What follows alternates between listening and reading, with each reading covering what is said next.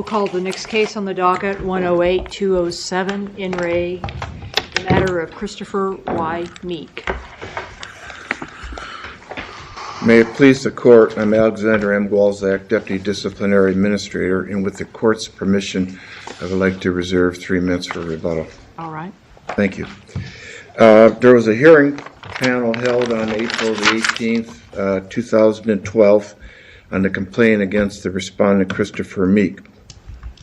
On review before this court, the respondent elected not to file exceptions to the final hearing report. The panel proceedings asserted that Mr. Meek, this is a result of Mr. Meek's criminal conviction in the United States District Court, where he pled guilty to the wrongful possession of some hydrocodone tablets, which was a misdemeanor. At the panel hearing, we asserted that the respondent violated Kansas Rule of Professional Conduct 1.7A2, which is a conflict of interest, as well as 8.4B. Again, this is a criminal conviction that adversely reflects on the lawyer's honesty, trustworthiness, and fitness.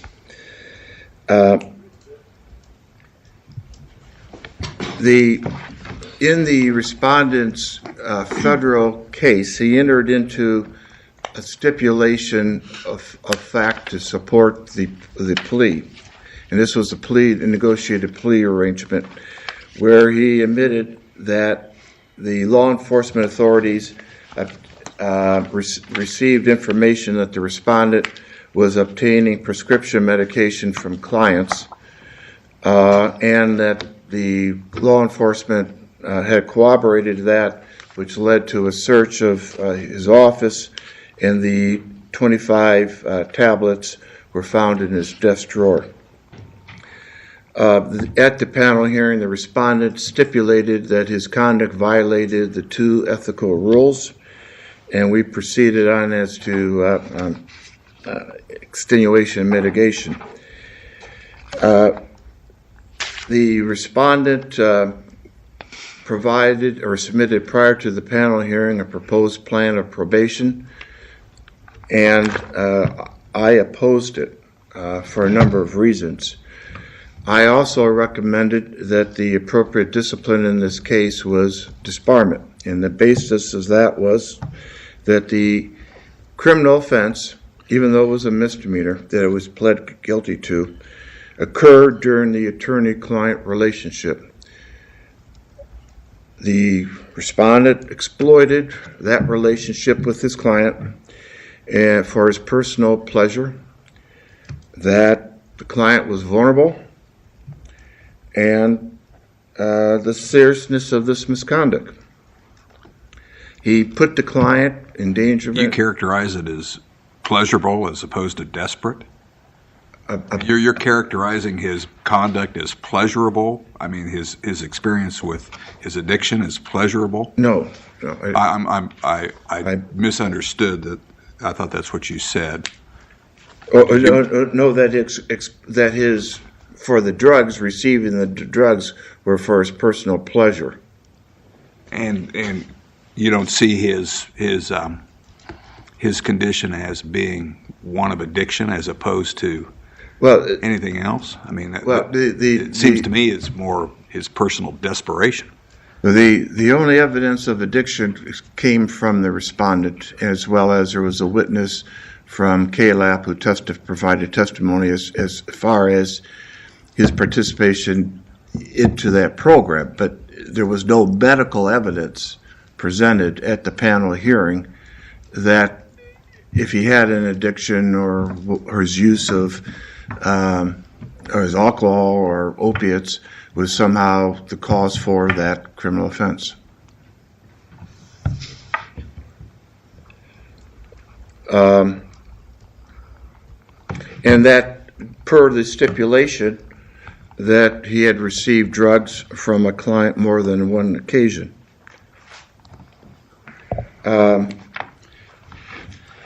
For these reasons, I oppose the plan of probation, and I recommended the sanction of disbarment. And I renew that before you today. If there's no further questions. Counsel, I want to go back to the addiction question. Are you denying that the respondent has an addiction, or are you just not taking any position one way or the other?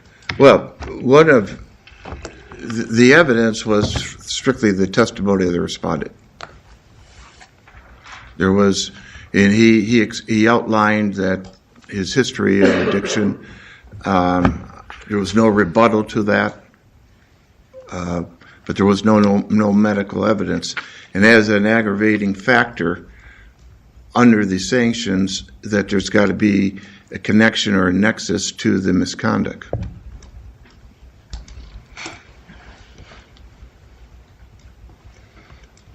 I mean, there was testimony that he was addicted, then he stopped receiving treatment, and there was this window of time.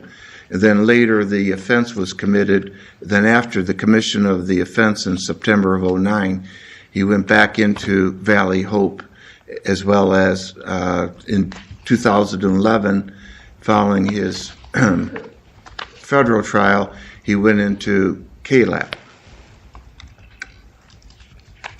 So are you saying his testimony would have been sufficient if it would have connected the dots? Or not necessarily saying we had to have medical testimony. We need a link? Is that something what you're saying? more that, in my opinion, it was something more than his testimony needed to equate to that it was a causal connection for the misconduct.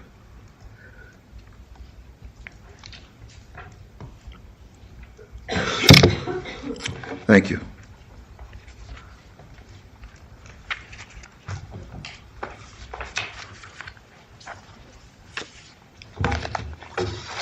If it please the court, and then do I refer to you as Justice Bruns during the argument? Whatever you say, just be polite. Thank you. I'd like to Tell us what you reserve, really if I think. could, please, Chief Justice Beyer. No. Justice Beyer. Purely a function of the chair. Chair Beyer. 3 minutes for Mr. Meek to address personally this court. And That's approved. thank you. And I would just like to go to what the question asked by Justice Bruns. And, the issue here was some little background. Mr. Meek provided and signed releases and provided his Valley Hope discharge papers, which indicated he had a diagnosis for addiction. He provided the hearing panel verification of treatment and actions he had taken. And I think we just need to I want to clear up two real issues. Mr. Meek did not stipulate that he had obtained drugs from clients on more than one occasion. The stipulation is in the hearing panel's report, and it's in black and white, and the words are there. He stipulated that on September 1, 2009, a former client by the name of Lindy Buster came into his office, not for legal advice, but to discuss the outcome of what had happened on the case. It was concluded, and during the conversation, Mr. Meek hadn't called her and said, "Hey, Lindy, by the way, when you stop by, will you bring me some dope?" Or, "Hey, Lindy, by the way, if you're around and got any pain pills, will you stop by and see me?" That isn't what happened. Evidently, receiving information that Mr. Meek may be susceptible to drugs or pain pills, Lindy Booster on wire asked Mr. Meek, "Hey, do you want some pain pills?" Well, he kind of hesitant. He said, "Well, take them off my bill." "No," he said, "I won't take them off your bill." That's on there 2 or 3 times when she's trying to bargain pain pills for money. But the end result, she left 25 pain pills with Mr. Meek in his office in a little pill bottle. And within seconds of her calling the KBI while she was in the bathroom before she left, they raided his office and they recovered them. And so what you had was on September 1, 2009, Mr. Meek, who had relapsed from prior treatment for addiction and alcoholism, did take 25 pain pills from Ms. Booster. Mr. Meek, from that point, immediately contacted KLAP, Valley Hope, entered inpatient treatment September 5, 2009, or September 6, 2009, which he has maintained continuous sobriety from that point in time until now, subject to what you'll see as an enormous number of conditions, and which were taken into consideration by the hearing panel in response to the state's request for disbarment. But September 25, 2009, Mr. Meek completed inpatient treatment. And for a year afterwards, besides voluntary UAs, besides multiple meetings a week, he completed a 1-year aftercare intensive program at Valley Hope. All this information was provided to the hearing panel. October 13, 2010, the same time Mr. Meek has been free from drugs again for 13 months, and continued aftercare, he's indicted in federal court. He notifies the disciplinary administrator back in September of what happened. He notifies the disciplinary administrator when he's indicted in September of October, and then he enters a guilty plea February 25, 2011, and he's sentenced May 18, 2011 to 2 years probation.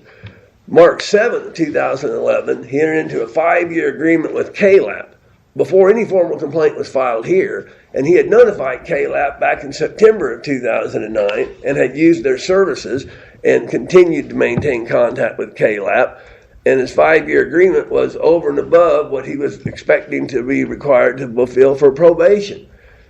He started that probation in May of 2011. They've allowed Mr. Meek to maintain his passport, and because of other benefits, he has been allowed to travel outside the country multiple times without exception. Mr. Meek knows he violated the law. Mr. Meek has been remorseful. He's continued to practice law, and while he filed no exceptions to the hearing panel report, he knows there are multiple cases that deal with anything from public censure to suspension for this type of activity, same activity. But Mr. Meek lives in a small community in Baxter Springs, Kansas, and this case was in the public repeatedly because he was a former county attorney. This case was in the public continuously because there was a county attorney already imprisoned from conduct, and there was another county attorney in trouble for violating the law. So Mr. Meek, despite all those factors, unlike in Conwell or Betts or Smoot, he didn't surrender his temporary license to practice law. He continued to practice law while he also continued to spend enormous amount of time in recovery efforts. And what Mr. Meek has done since this case is he looked at, why didn't I, when I went to treatment in 1989, take other steps to help prevent a relapse? What can I do different this time to assure I don't relapse? And Mr. Meek set up an intensive 5-year contract with KLAP involving unanimous random UAs.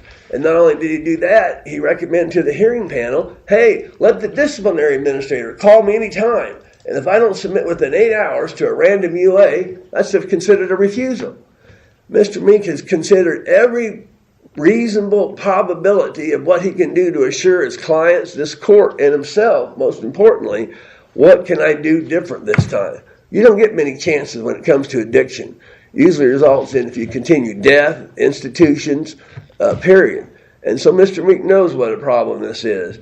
And even though he could have just said, oh, it's just a misdemeanor, don't worry about it, it's no big deal, to him, he knows it's a life and death situation. And the agreement that he reached with KLAP, the conditions that he stipulated to, he's never argued or denied this involvement. He's put on evidence for the hearing panel that they considered at the time, and then they gave their report. I know their report is advisory only and not binding on this court. I know if this court wants to accept the report, you have to find that there's clear and convincing evidence to do so. Like my earlier case, if you read the record that's uncontroverted, you will see the intensive treatment and efforts Mr. Meek has maintained. He continued to practice law in a small community, still has a viable practice with clients coming to him. He lost clients, yes. He'd been on a bank board for 28 years, and he had to resign from that position. But yet he still maintains and represents people. He's held in esteem in his community. He goes to meetings this time. He's got a sponsor, mentor down in Baxter Springs. He has, and I was personally involved in '89 when he went, and I was personally involved in September 2009 when he went. And I know Mr. Meek is doing 500 times the effort that he did not take before. He knows that he just can't rest on his laurels. We'd ask that you consider. Yes, sir. I'm ignorant on federal criminal practice. On the 2 years probation that he has in the federal system, that will end in 2013. Will he be done with the federal court criminal system at that point, assuming successful completion? Yes, Justice Biles, he will be done, if not before, because they've continually raised his level of supervision to now you call in once a month, but you're still subject to multiple conditions, and they could discharge him early also. But notwithstanding that, Justice Biles, the 2-year probation that he entered into, he knew that he needed to enter an agreement for his own self, and he did a 5-year agreement with KLAP that even does more than the probation. But yes, he will be done. And he even has a procedure, since it is a misdemeanor, to possibly expunge that. While it won't have any effect here, again, Mr. Meek's primary concern is, has he been punished enough? Is the recommendation of the panel supported by clear and convincing evidence? And if you look at the unique facts in this case, I think you can each come to your own independent conclusion, and I believe that a majority of you can arrive at a decision that you think is appropriate. And we just asked if there's any other questions that you have. I'd be glad to address them. I give all the case law you ever want, and I would just now like to give Mr. Meek his opportunity to make a statement. Mr. Worker, I want to clarify, were the Valley Hope records did you sign a consent so that they could be obtained, or were they actually admitted at the hearing? Judge, and I'd have to refer, I don't know if they were provided to the hearing panel. I think I know let him know that they made available to KLAP, that KLAP had his treatment records, and we would sign a release if they needed to have them, but I don't believe, I can't say for certain that they were given at the hearing. I know we copied a number of documents after the hearing and provided them, faxed them to the disciplinary administrator, and I think we provided it to the disciplinary administrator's office. I'd have to go back and see, but I'm not sure, Justice. They weren't admitted as an exhibit, it doesn't sound like, so is the only evidence at the hearing of addiction that from your client? That from the client and from a representative of KLAP who also confirmed that he had gone to Valley Hope treatment. I believe that they testified they had his discharge records and findings, and that they had the recommendations of Valley Hope, and they had entered into a 5-year agreement with more conditions than what the discharge had required. So whether it was there directly or by testimony and confirmation by KLAP, it was there somehow. And it may not have been as an exhibit. There were so many documents that we did provide, and if it's not in the record, then it wasn't provided. But I know it was corroborated by a KLAP representative that was there, and also we signed the hearing panel report. Said afterwards to sign a release for Mr. Meek to get them those records. And if you look at the hearing panel report and all the requirements, Mr. Meek, as a condition of the proposal, had to provide them with the discharge summary. And I forgot to add, since I still got a minute and I won't take all of it, even the federal court, after he'd been doing all this treatment, had 2 years almost of sobriety, they had him subject to an independent federal alcohol and drug evaluation, and they had Valley Hope discharge summary, and they had other information, and they didn't find the need for any more treatment than what he was doing as far as meeting their needs. So I do know that after the report was provided, he's required to give them those records, and they were provided maybe afterwards, if not before, as an exhibit, Justice Luker. If there's another question, I will leave it out to Mr. Meek, and I'm also proud to represent him at this proceeding.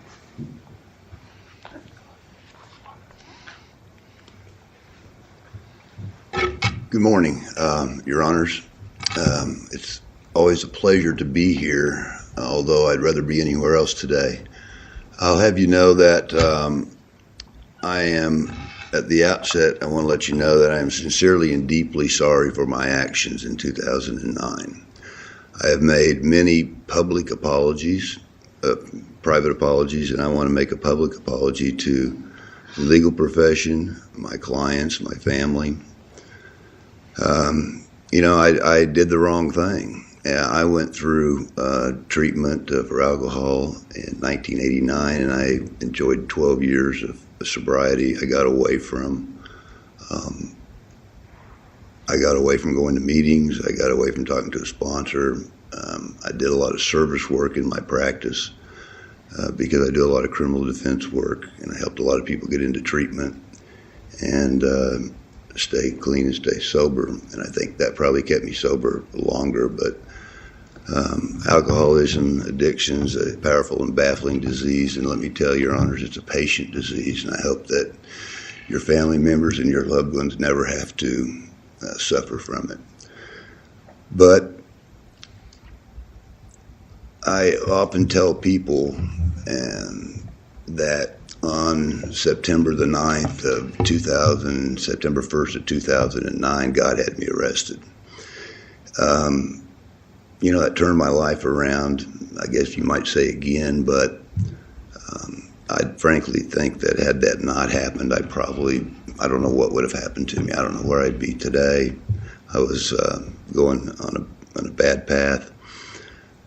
I did, as Mr. Rourke indicated, entered into treatment, successfully completed that. I spent a year with the Valley Hope aftercare, with Mission Aftercare. I have a monitor, Larry Prowser in Columbus, Kansas, a member of the bar. I meet with him and speak with him at least once or twice a week. I attend a minimum of 3 meetings a week. I work with a sponsor. I work with other people who are suffering from this disease. And, actually my life is good. It's as good as it's ever been. I love the practice of law. The law goes back in my family a long time. My grandfather was a county attorney in Wyandotte County. My father was a county attorney in Cherokee County and a district judge there. I was county attorney in Cherokee County and assistant attorney general under Bob Steffen. I love the law. My son's a lawyer, practices with Joseph and Hollander here in town. My 3 minutes are about up. I just want to tell you that my clients, the public and the small community of Cherokee County, trust me. They believe in me. I'm in multiple courts, multiple jurisdictions. I probably spend 3 to 4 days a week in different courts in various jurisdictions around southeast Kansas and in Oklahoma and Missouri with local counsel. I hope that I do have the opportunity to keep practicing law.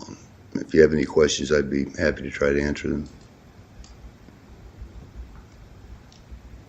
I see none. Thank you, Mr. Meek. Rebuttal time. Members of the court, if the court has any questions, I'd be happy to answer them. Otherwise, I'll waive rebuttal. Do you recall what the exhibits, there are 2 exhibits, A and B, that the respondent submitted? Do you recall what they were? Yes.